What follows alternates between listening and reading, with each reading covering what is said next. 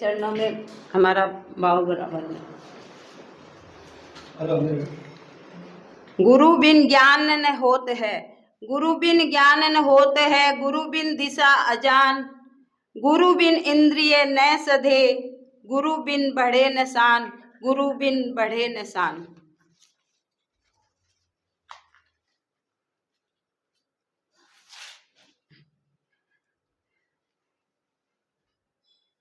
हे प्रभु तुम ही हमारे नाथ हो, हे प्रभु तुम ही हमारे नाथ हो। अर्चना करते तुम्हारी भाव से, अर्चना करते तुम्हारी भाव से, हृदय में बसते सतत दिन रात हो, हृदय में बसते सतत दिन रात हो। भक्ति भावित भावना में साथ हो, हे प्रभु तुम ही हमारे नाथ हो। दुख सुख में तुम सहारा हो प्रभु, दुख सुख में तुम सहारा हो प्रभु, तुम ही मात तुम हमारे तात हो, तुम ही मात तुम हमारे तात हो, हे प्रभु तुम ही हमारे नाथ हो। तुमसे बढ़कर है न कोई जगत में, तुमसे बढ़कर है न कोई जगत में, भाग्य निर्माता तुम्हें पुरुषार्थ हो, भाग्य निर्माता तुम्हें पुरुषार्थ हो, हे प्रभु तुम ही हमारे नाथ हो।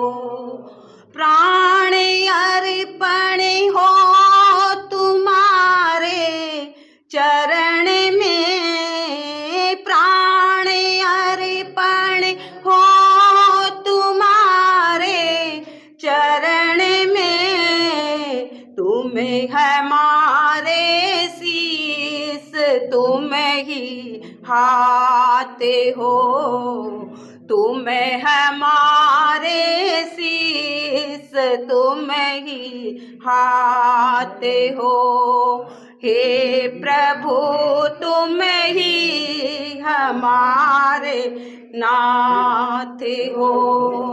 अर्चना करते तुम्हारी भाव से, हृदय में बसते सतत दिन रात हो, हृदय में बसते सतत दिन रात हो।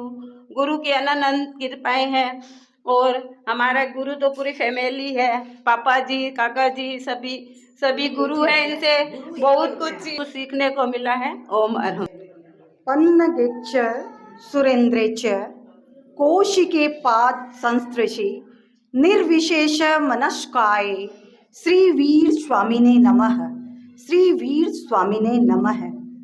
13 पंथ धर्म संघ के एकादशम अधिशास्ता युग प्रधान आचार्य श्री महाश्रमण जी के चरणों में कोटिश्य वंदन। अत्र विराजित मुनि श्री जिनेश मुनि और उनके सहवृत्ति मुनिवृंद के चरणों में कोटिश्य वंदन। धर्म दो तरह के होते हैं, एक लौकिक और एक लोकोत्तर। लौकिक धर्म जिसमें हम समाज व्यवस्था करते हैं, घर का नियोजन करते हैं, पैसा कमाते हैं और अपनी सारी व्यवस्था सुचारू रूप से चलाते हैं। इस धर्म को निभाने में हमारे कर्मों का बंधन होता है। दूसरी तरफ लोकोत्तर धर्म, भगवान कहते हैं, है धर्म जिन आज्ञा जिन मत मर्म यही है, आज्ञा बाहर आध्यात्मिक कर्म नहीं है। जिन मत सम्मत संयम व्रत और अहिंसा, जिन वाणी बाह्य असंयम अव्रत हिंसा। हिंसा क्या कभी अहिंसा हो सकती है, काली कभी काली माँ धो सकती है।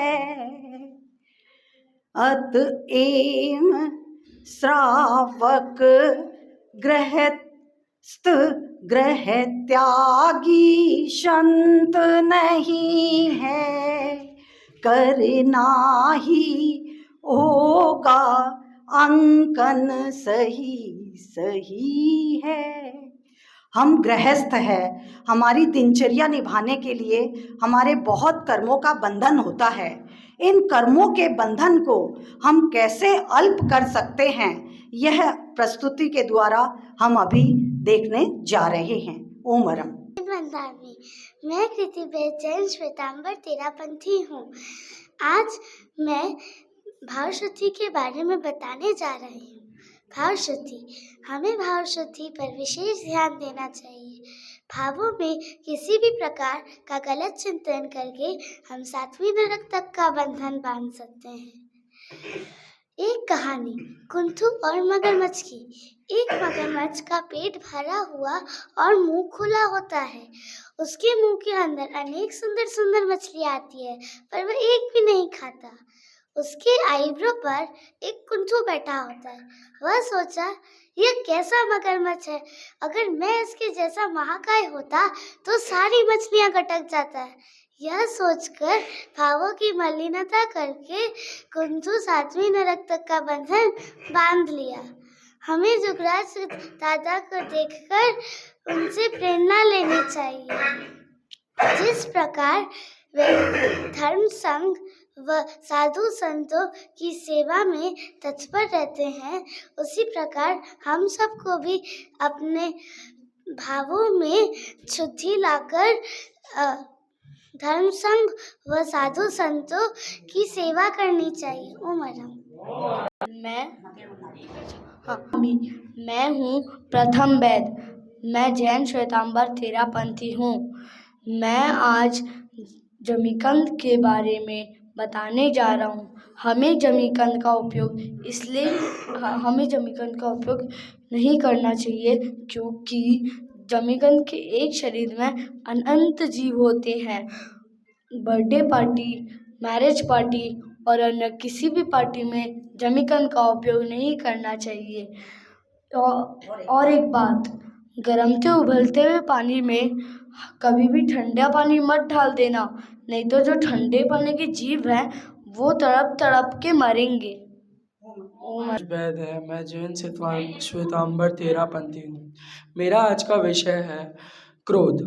हमें क्रोध नहीं करना चाहिए। अगर हम एक बार भी क्रोध करते हैं तो उसका असर क्रोध शांत होने के बाद भी लंबे समय तक रहता है। जैसे एक जलती हुई लकड़ी की आग अगर हम बुझा देते हैं तो उसकी लालिमा तो समाप्त हो जाती है, मगर उसकी उष्णता विद्यमान रहती है। अगर हम उसमें एक रुई का फोआ भी डाल दें तो भी वह जलकर भस्म हो जाता है।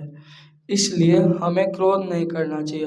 अगर हम अनेकांत के सिद्धांत को अपना लें और प्रेक्षा ध्यान का प्रयोग प्रतिदिन नित्य करें तो हमें क्रोध से निश्चित रूप से मुक्ति मिल सकती है। न कोई विग्रह प्रेक्षा ध्यान प्रयोगों से आवेश वृत्ति का निग्रह, सोच बने सापेक्ष लचीली क्यों अनमनी अकेली, जैनी जीवन शैली।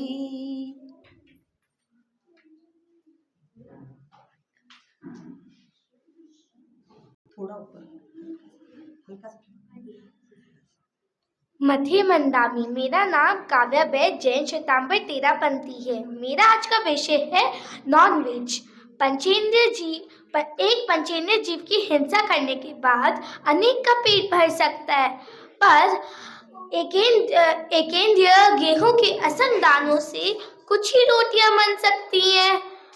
एक तरफ एक पंचेंद्रिय जीव की हिंसा, दूसरी तरफ असंख्य जीवों की हिंसा।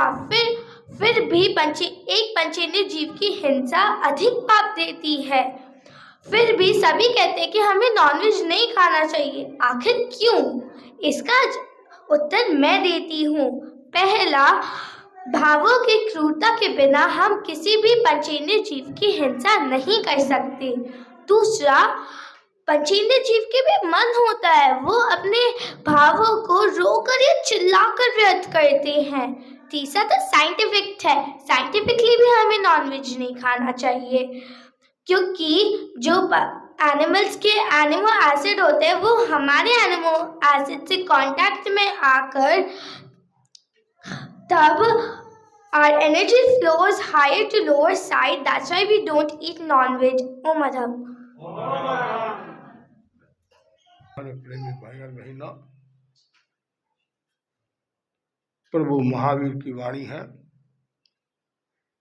दुल्लहे खलो मानुषे भवे चिरकालेन सर्वपाणिनं गाढाय विवाह कम्मुणो समयं गोयं मापमाये।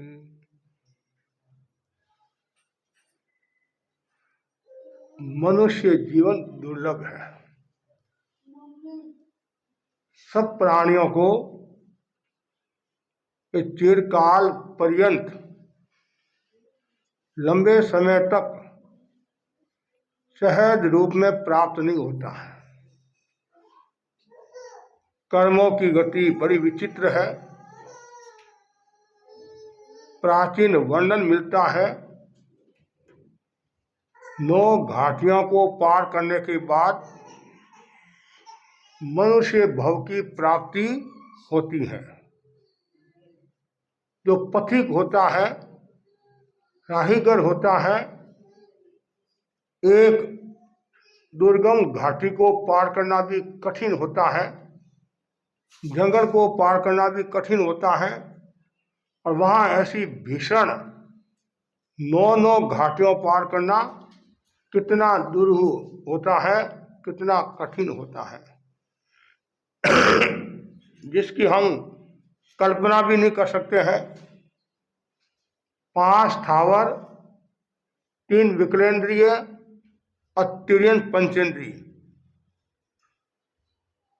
ये 9 घाटियों को पार करने के बाद मनुष्य जन्म प्राप्त हुआ है। मनुष्य जन्म प्राप्त होने के बाद भी उत्तम कुल मिलना, आर्य क्षेत्र मिलना बहुत कठिन काम है। धर्म श्रवण मिलना भी कठिन है। कभी कभी अनुकूल ऐसे संयोग बनते हैं जिनके कारण यह सब व्यवस्था हमें प्राप्त होती है, लेकिन ज्ञानी जन कहते हैं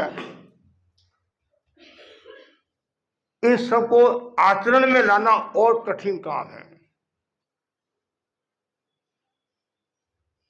धर्म हर कोई व्यक्ति कर नहीं सकता है। धर्म की बात करना अलग बात है,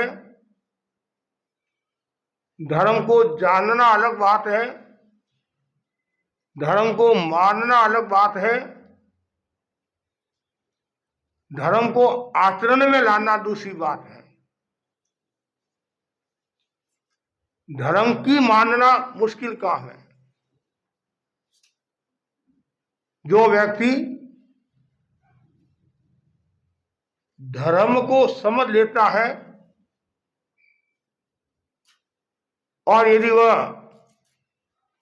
अपने जीवन में उतार लेता है तो उसका बेड़ा पार हो जाता है। इसलिए भगवान ने कहा है धर्म में कभी आलस नहीं करना चाहिए। धर्म करंता ढील न कीजिए, तप तप लीजिए लूट, काची शीशी कांच की फटके जाती फूट। धर्म में कभी देरी नहीं करना। जो व्यक्ति धर्म में देरी करता है, जो व्यक्ति भजन में देरी करता है या भजन में आलस करता है, उसका विकास रुक जाता है। इसलिए कहा गया है भजन करने में आलसी भोजन में होशियार। भजन करने में आलसी भोजन में होशियार, तुलसी ऐसे जनन को बार बार धिक्कार। भजन और भोजन,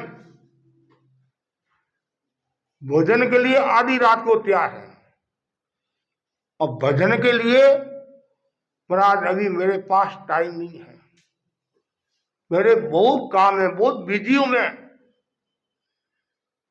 बच्चों को हमने कहा कि भाई अभी छुट्टियां शुरू होगी है तो शिविर लग रहा है, शिविर में भाग ले लो। बच्चे बोले मैं क्या बात करते हो, अभी तो जेल से छूट कर आए हैं, अभी तो घूमने का फिरने का टाइम है, नाचने कूदने का टाइम है। आप युवाओं के पास जाओ। तो हम युवा लोगों के पास में आए कि भाई संत पधारे हुए हैं, व्याख्यान वाणी सुनो, धर्म करो, शिविर में भाग लो। महाराज आप भी बड़ी बात करते हो, अभी तो हमारे धन कमाने का समय है, भोग भोगने का समय है, लूटने का समय है, और आप कहते धर्म करो धर्म करो। आप ऐसा करो महाराज, बूढ़े लोगों के पास जाओ, उनके पास समय ही समय है। तुम बूढ़े लोगों के पास में आए भाई, समय किया करो, शिविर में भाग लिया करो, त्याग तपस्या किया करो। वो बोले महाराज आप ही भोले हो, हम तो मसान में जाने की तैयारी कर रहे हैं, संसार में जाने की तैयारी कर रहे हैं, आगे धर्म करेंगे। तो संतों ने सोचा, हमने सोचा भाई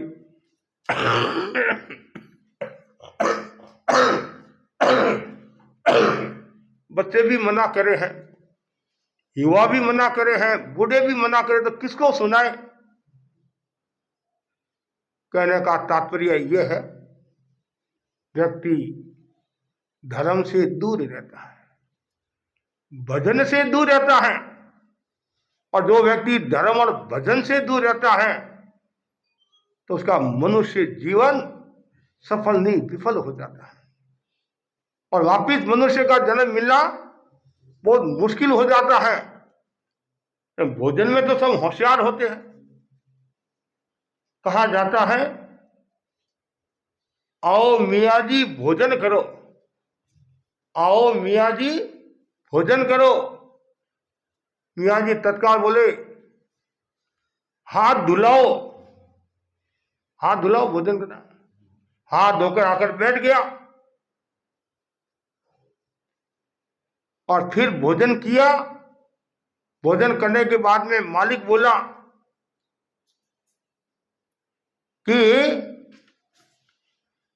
अब आप छप्पर उठाओ, थोड़ा काम कर लो, भोजन किया है। तब मियाँ जी बोले, हम बूढ़े जवान बुलाओ। क्या कहा? हम बूढ़े हैं, जवान को बुलाओ, ये हमारे से काम नहीं होता।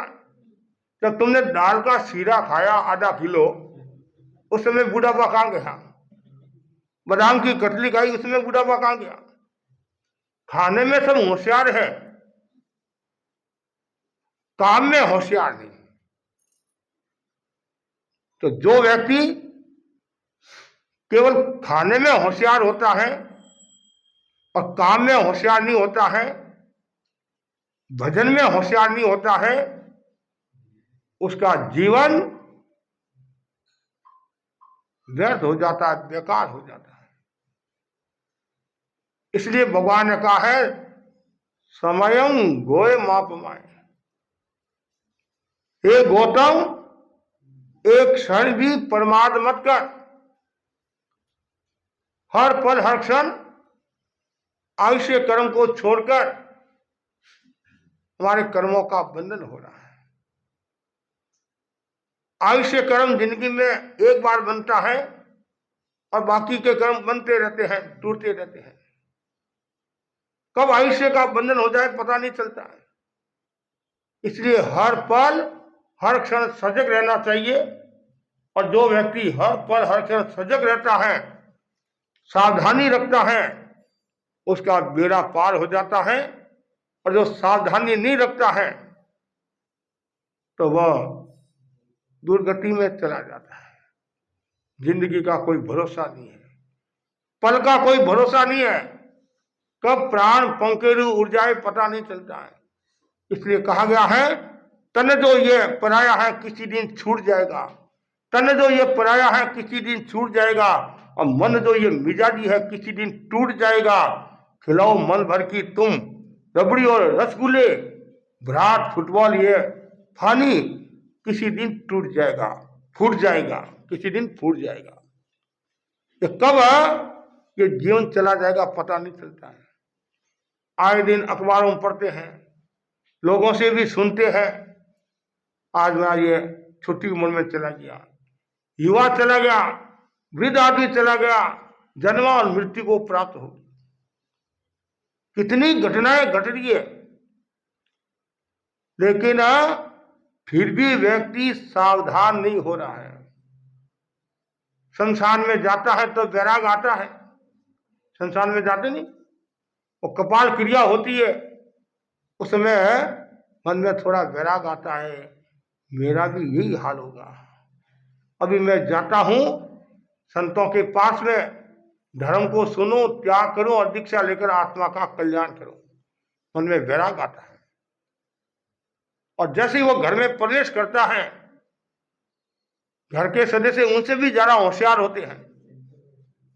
पानी का छांटा देते नहीं, पानी का छांटा दिया, वैराग उतरा, वैराग उतरा, वैराग उतरा, वैराग उतर जाता है। ये मसानिया वैराग ये कभी कभी आता है, लेकिन मसानिया वैराग की बजाय मजीद वाला कहते हैं, मजीद वो वैराग होता है। कितनी भी विकट परिस्थितियां आ जाए, कितनी घाटियां आ जाए, कितनी तकलीफें आ जाए, फिर भी वह अपने पथ से विचलित नहीं होगा। एक बहन अपने पिता से कहा, मुझे दीक्षा लेना है। पिता ने कहा, जब तक मैं जीवित हूं तब तक मैं आज्ञा नहीं दूंगा। वो भी पक्की, कुछ भी हो जाए। परिणाम ही आया, पिता का एक्सीडेंट हो गया, मृत्यु को प्राप्त हो गए, और भाई पक्की थी, मजबूत थी, और दीक्षा लेकर आत्मा का कल्याण करी है, संघ की सेवा करी है। ऐसे लोग होते हैं। मेरे संसार पक्षी मौसी पुत्र भाई मुनि पृथ्वीराज जी है, अभी हरियाणा में विचरण करे, हिसार आदि में, उधर प्रारंभ का उनका जीवन त्यागमय नहीं था। संतों के संपर्क में आए, उन्हें मोहनलाल जी आमेर के संपर्क में आए, जयपुर में दर्शन करने के लिए आए, विचारधारा बदली, चिंतन बदला, मुझे दीक्षा लेना है। शादीशुदा, संपन्न परिवार, बाल बच्चे, सब विरोधी हो गए। वो बोले कुछ भी हो जाए, मुझे तो मेरी आत्मा का कल्याण करना है। परिवार वालों ने मना कर दिया। आखिर उन्होंने 3 आर पानी का त्याग कर दिया। जब तक दीक्षा नहीं होए, स्वीकृति नहीं मिले, दीक्षा नहीं हो, तब तक 3 आर पानी का त्याग। आखिर परिवार वालों को झुकना पड़ा और 16वें दिन, तपस्या के 16वें दिन उनकी दीक्षा हुई। जो मजबूत होते हैं वो तो आगे बढ़ जाते हैं, और जो मजबूत नहीं होते हैं, कहते हैं अलग अलग होते हैं, मोम के समान, मोम का गोला होता है, तो थोड़ा सा निमित्त मिला और जैसे वो जल जाता है, पिघल जाता है। उसी प्रकार कभी कभी आपके मन में वैराग आता है और पिता ने थोड़ा कुछ कह दिया और आप डर गए, नहीं मैं दीक्षा नहीं लूंगा। और कभी कभी परिवार वाले हॉस्टल में भेज देते हैं, बाहर भेज देते हैं, इधर उधर भेज देते हैं, चल मैं तुम्हारे को घुमाने के लिए सिंगापुर लेकर जाता हूं, और परिणाम ये आता है वैराग उतर जाता है। तो कुछ लोग ऐसे होते हैं, उनको आप कहीं भी घुमा दो लेकिन फिर भी अपने पथ से विचलित नहीं होते हैं। ऐसे व्यक्ति होते हैं, वही अपने जीवन को सफल बना सकते हैं। ये मनुष्य का जो भव मिला है, बहुत लंबे समय के बाद में, कहते हैं अनंत काल से हमारा जीव ये संसार में परिभ्रमण कर रहा है, और इतनी घाटियों को पार करने के बाद में ये मनुष्य का जन्म मिला है। मनुष्य के जन्म को व्यर्थ मत गमाओ। रेस्ट बेस्ट, वेस्ट दिन शब्द आता नहीं, मनुष्य जीवन को व्यस्त मत गमाओ, इसको बनाओ बेस्ट। मिलेगी मुक्ति में रेस्ट। यदि आपको रेस्ट लेना है, पूर्ण विश्राम करना है, तो प्रमाद को छोड़ना पड़ेगा। प्रमाद एक प्रकार का नहीं होता। प्रमाद को बहुरूपिया बताया गया है। बहुरूपिया होता नहीं, नाना प्रकार का रूप बनाता है। उसी प्रकार प्रमाद के भी 5 प्रकार बताए हैं। मद प्रमाद, विषय प्रमाद, कषाय प्रमाद, निद्रा और विकटता। पहला है मद, यह भी एक प्रकार का प्रमाद है। आदमी नशे में होता है, अनर्थ कर डालता है। और विषय शब्द रूप रस गंध में डूब जाता है, वो भी प्रमाद है। कषाय भी प्रमाद है, क्रोध मान माया लोभ। और नींद भी प्रमाद है। कुछ लोगों को नींद बहुत आती है, इतनी नींद आती है जिनकी कल्पना भी नहीं कर सकते। कभी कभी मन में आता है ये मनुष्य है क्या, और कुंभकर्ण है क्या। कुंभकर्ण भी तो मनुष्य था। कुछ ऐसे लोग होते हैं कुंभकर्ण के साथी होते हैं, 6 महीना तक पड़े रहते हैं, ऐसा कहा जाता है। लेकिन ज्यादा नींद भी स्वास्थ्य के लिए भी अच्छी नहीं है, आत्मा के लिए भी अच्छी नहीं है। और जो ज्यादा नींद लेता है, नींद में रहता है, वो विशिष्ट कार्य से दूर हो जाता है। उसके द्वार पर ज्ञान आने वाला है, विशिष्ट शक्ति आने वाली है, लेकिन प्रमाद के कारण, नींद के कारण गंवा देता है। 2 भाइयों को बताया, एक भाई को बताया तू राजा बनेगा, और जिसको बताया राजा बनेगा वो बोला तो मैं राजा ही हूं, ज्योतिषी ने बताया है। वो प्रमाद में इतना डूबा, भोग में इतना डूबा, परिणाम यह आया राजा पद तो दूर की बात है, सामान्य पद भी नहीं मिला। जो दूसरा था वो बोला ठीक है भाई, जैसे कर्म किए वो कर्म तो भोगने पड़ेंगे, लेकिन वो सजग रहा, इतना सजग रहा, इतना सजग रहा, जो राजा नहीं बनने वाला था वो राजा बन गया। सजगता में आदमी कुछ भी प्राप्त कर सकता है। इसलिए नींद को बहुमान नहीं देना। और 10वें का एक सूत्र में भी बताया है, जो नींद को वो मान लेता है वह शक्ति से वंचित हो जाता है। यदि आप दिन भर सोए रहोगे तो दुकान पर कब जाओगे, व्यापार कब करोगे, पढ़ाई कब करोगे, घर का काम कब करोगे। और घर में 2-3 जने होते हैं, सुबह सुबह थोड़े उठे, बच्चे को स्कूल भेज दिया और वापिस हो गए, 2 घंटा 3 घंटा, ये सोने का टाइम नहीं है। जो सोता है वो खोता है और जो जागता है वो पाता है। इसलिए जागरे नरा नित्यम। जो व्यक्ति जागता है वो बुद्धि को प्राप्त होता है। वे जीव भाग्यशाली है जो निरंतर सजग रहकर आत्मा को समुज्जल बनाते हैं, आत्मा को उज्जवल बनाते हैं। और फिर विकथा, स्त्री कथा, भक्त कथा, देश कथा, राज कथा।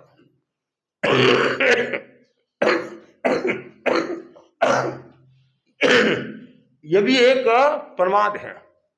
ज्यादा संसार की बातें करना, भोग की बातें करना, एक दूसरे की बातें करना, संसार की बातें करना, संसार को बढ़ाना है।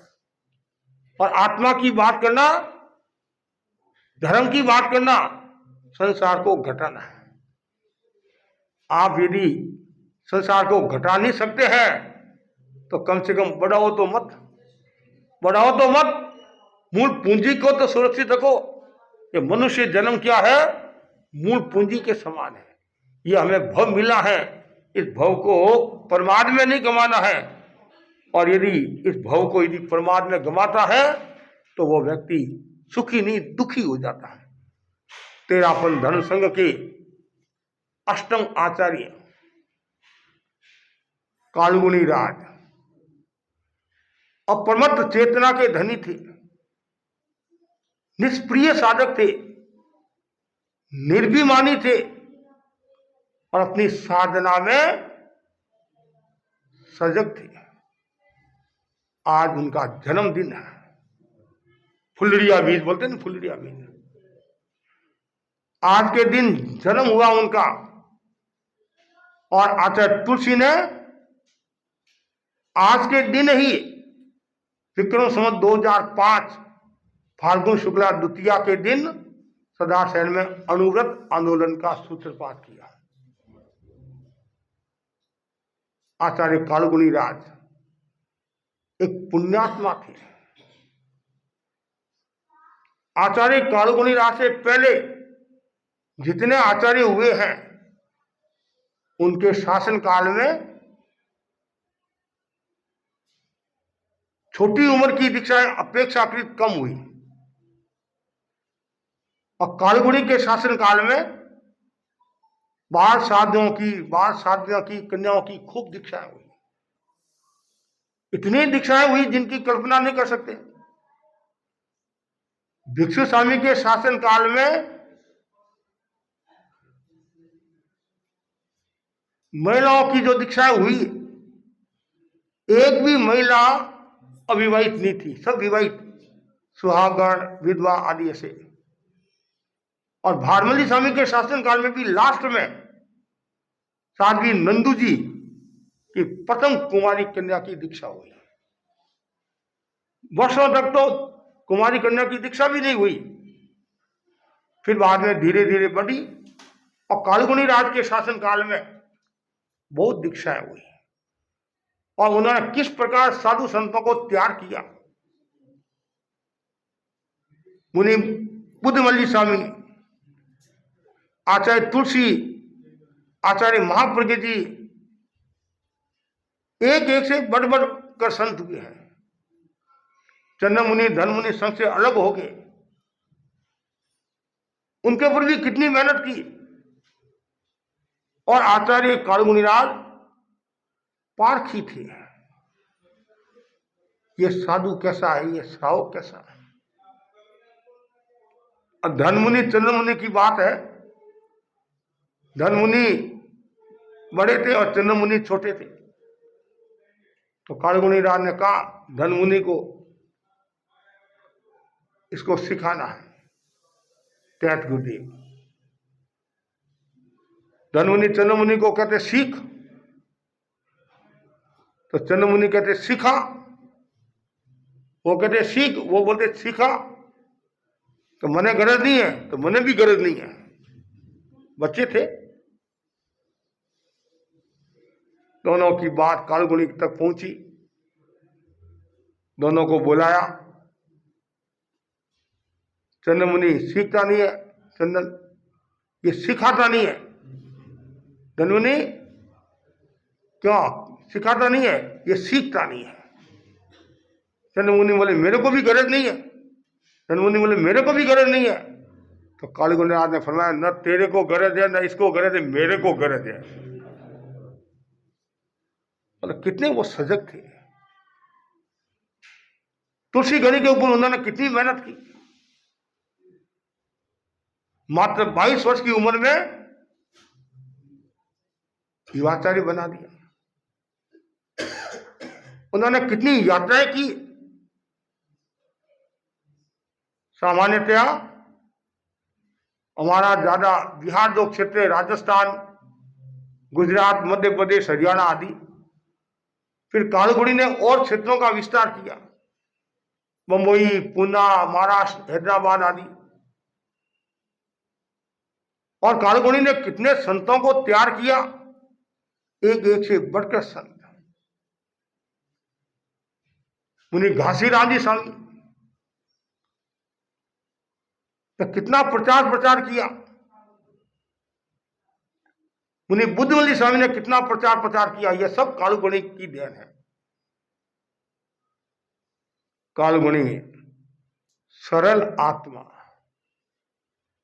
पवित्र आत्मा, उनका आवामंडल निर्मल और शुद्ध था। आचार्य महासमन जी ने दीक्षा ली। मंत्री मुनि सुमेर में सन पूछा जो निर्णय करना निर्णय कर लो भाई, दीक्षा लेना है तो। उतनी छठ थी कालगुणी की। उन्होंने चिंतन किया, आंख बंद करके जो भी उनको करना, कालगुणी को याद करके उन्होंने निर्णय लिया मुझे संयम के मार्ग पर चलना है। दीक्षा ली और आशासन के सम्राट है। कालगुणी के परिवार से मातु श्री छोगा जी ने भी दीक्षा ली और मौसी पुत्री कान कुमारी जी ने भी दीक्षा ली। और ऐसे देखो ये बुद्ध सिंह जी का परिवार के परिवार में विशेष बच्चे नहीं थे।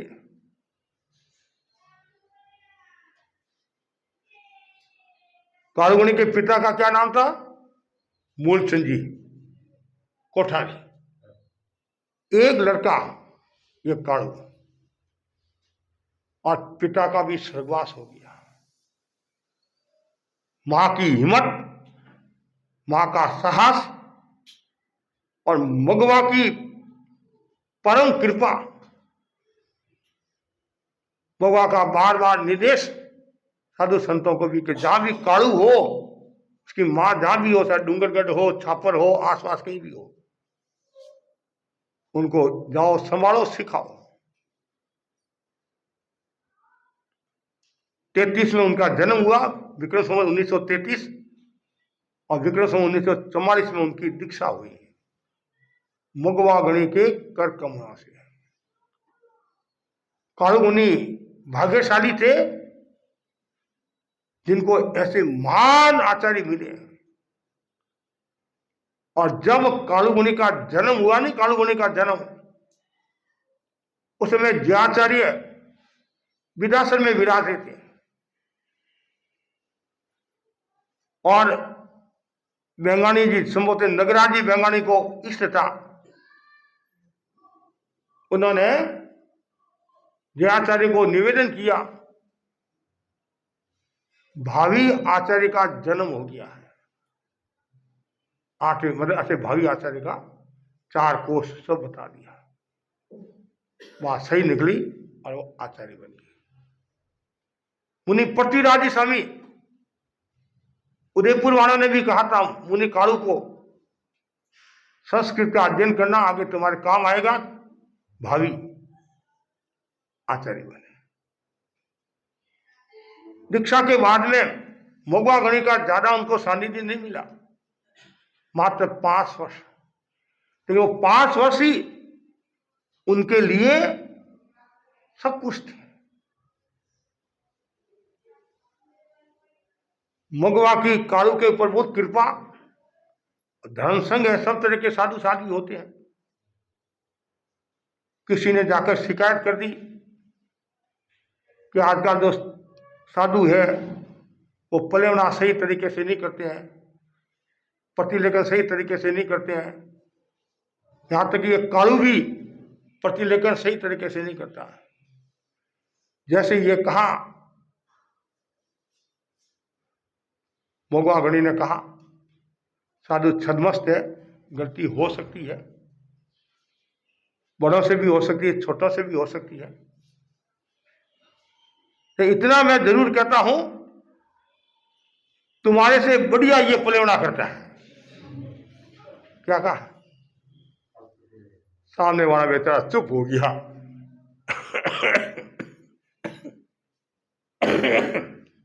चौबे जी का छबे जी बनने के लिए आया, दुबे जी बनकर रह गया।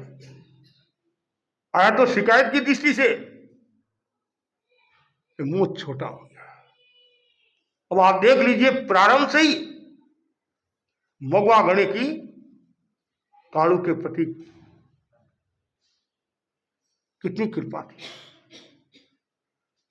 और मगवा वो शांत थे, प्रशांत थे, उशांत थे, भीतरा कल्प थे। जल्दी से वो कठोर शब्द का प्रयोग नहीं करते थे। कोई गलती करता तो कहते तुमने गलती की है इसलिए मैं तुम्हारे को प्रायश्चित दे रहा हूं। उस समय तो 3 ही समय प्रवचन चलते थे।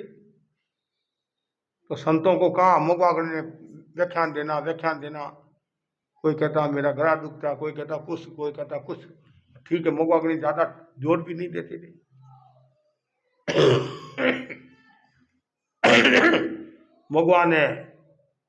मगवा गणी ने कालू को कहा तो उपदेश ये व्याख्यान दे देगा।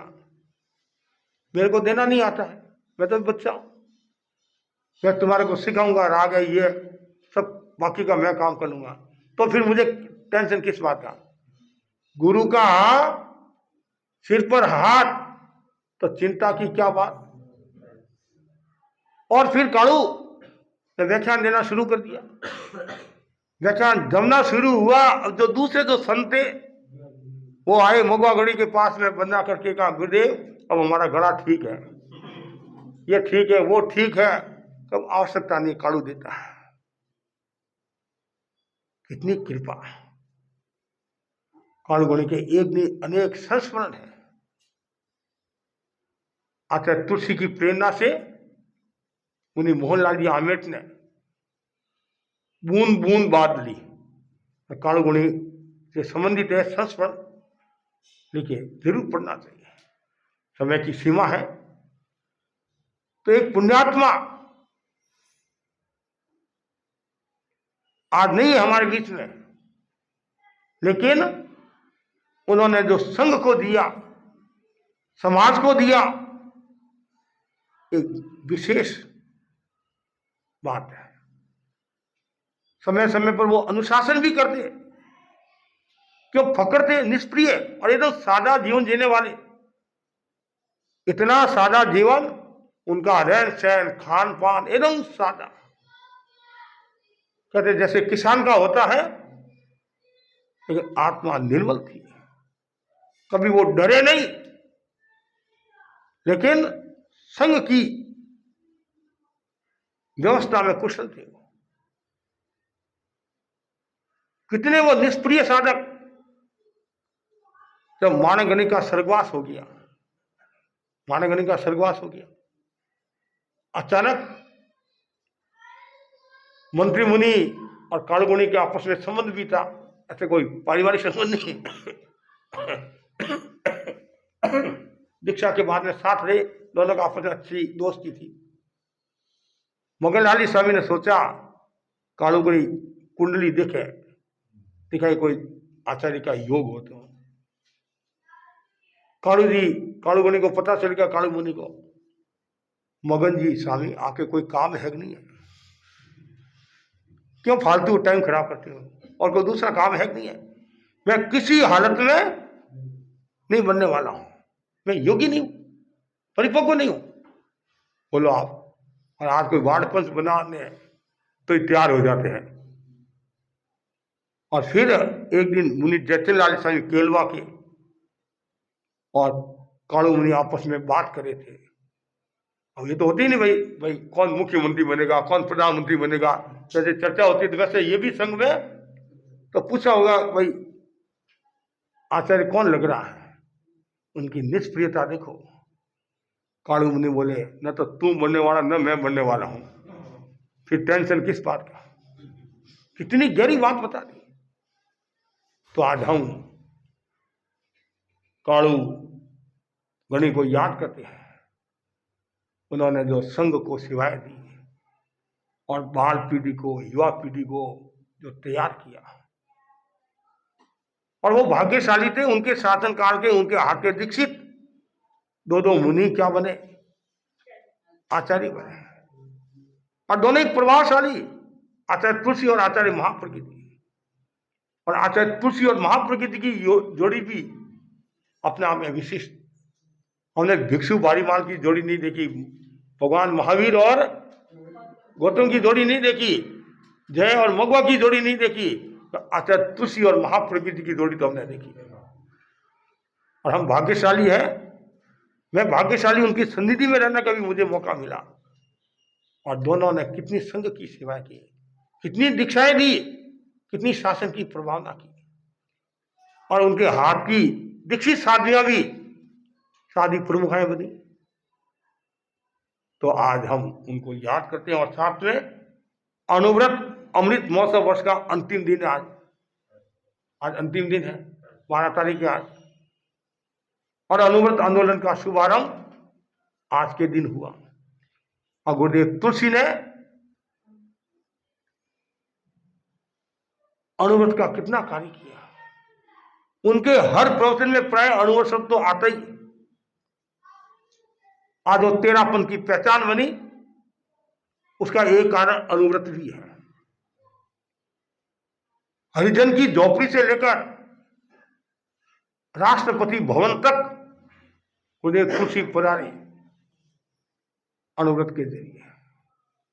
करीबन 60,000 किलोमीटर की पैदल यात्रा, गांव गांव नगर नगर में अनुव्रत अनुव्रत अनुव्रत। अनुव्रत मानवता का दर्शन है। अनुव्रत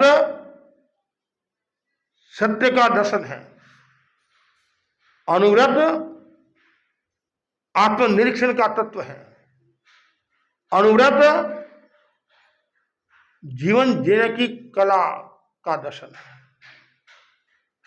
हम तो यह कहते हैं आप साधु बनो, साधु नहीं बन सकते हैं, कम से कम अनुव्रत के नियमों को स्वीकार करो।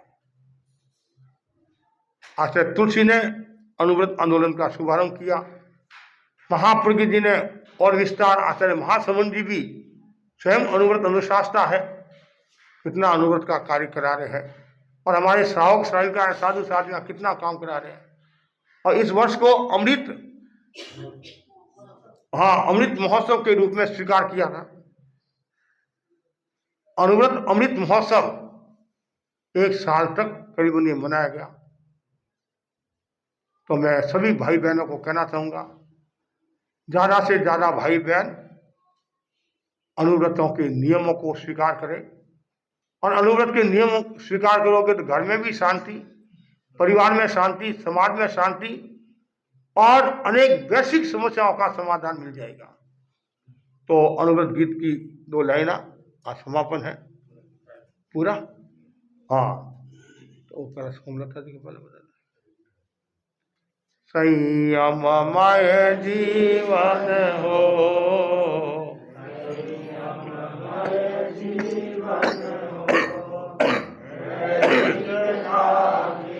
सुर सरिता में मन पावन हो, संयममय जीवन हो। अपने से अपना अनुशासन अनुव्रत की परिभाषा वर्ण जातिया संप्रदाय से मुक्त धर्म की भाषा छोटे छोटे संकल्पों से मानस परिवर्तन हो। संयममय जीवन हो।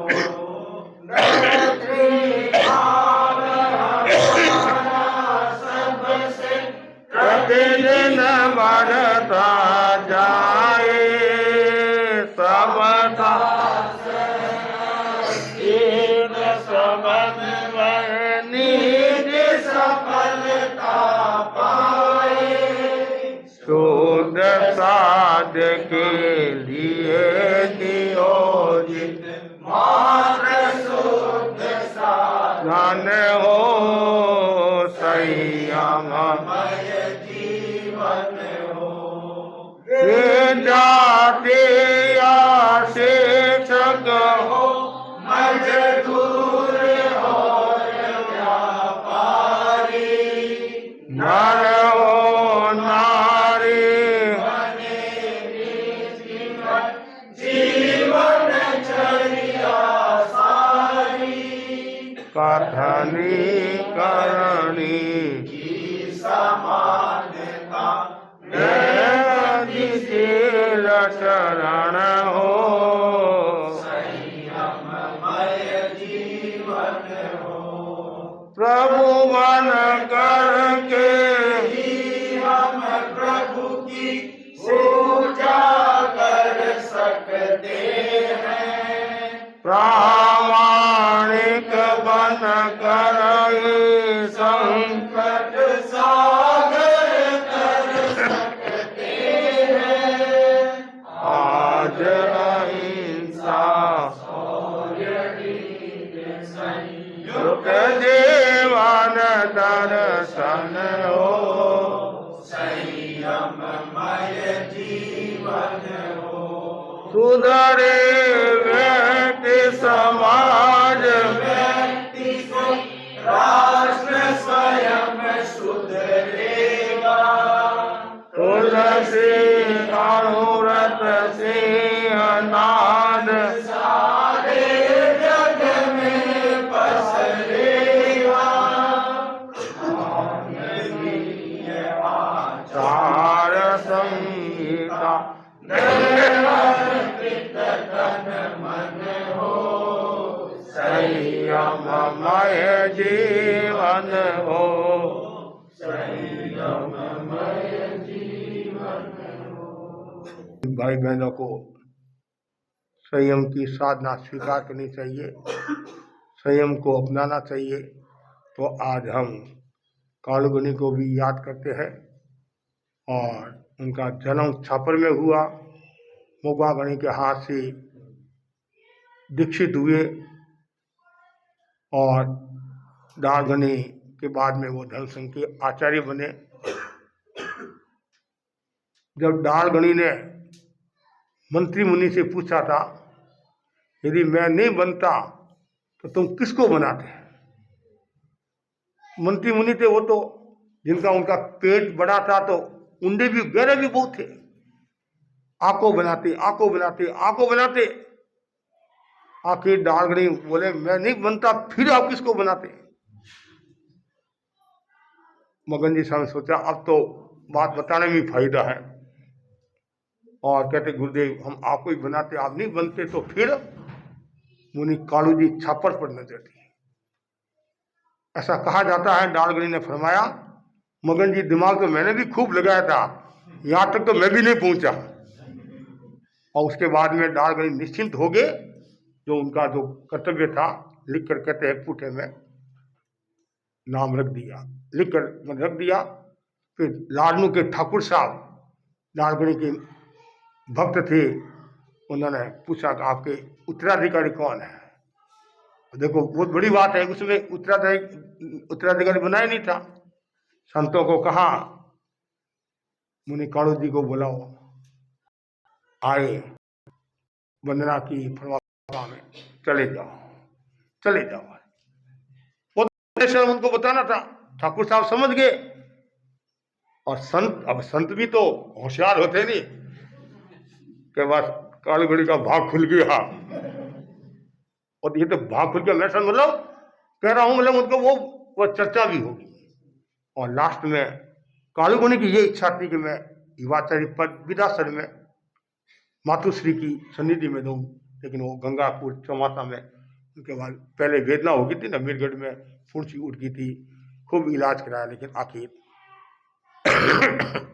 भाद्र शुक्ला षष्ठी के दिन संथारा में गंगापुर में विक्रम संवत 1993 में उनका स्वर्गवास हो गया।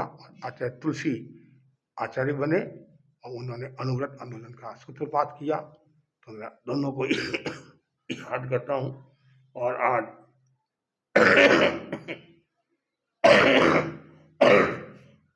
वरिष्ठ साध्वी सोमलता जी का कुछ दिन पूर्व उनका स्वर्गवास हो गया।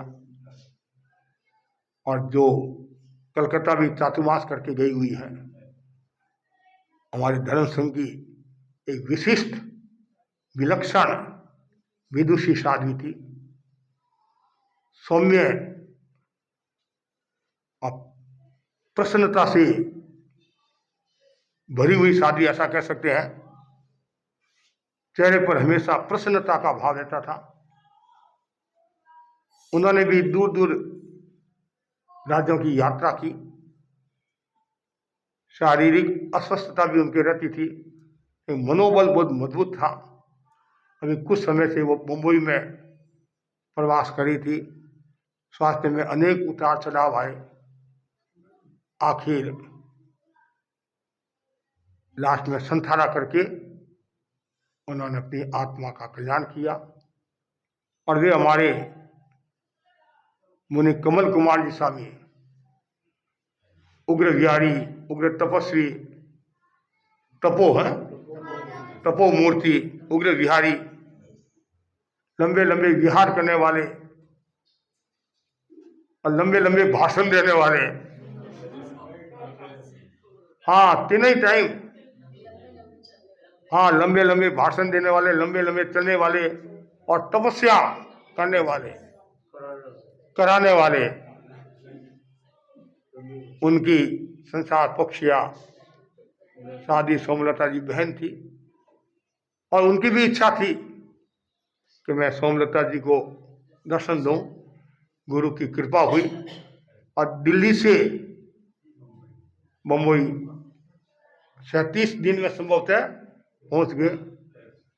और उन्होंने सेवा भी करा दी, गुरुदेव की कृपा। इधर तो दर्शन किए और मुनि कमल कुमार जी स्वामी को कहा सेवा कराओ, फिर वापिस दर्शन करते रहना, जो भी गुरु ने जो सत फरमाए। और दर्शन भी दे दिए, सेवा भी करा दी। रात को उनको संथारा साधी शंकुतला श्री जी ने पचकाया टीवीआर। और सुबह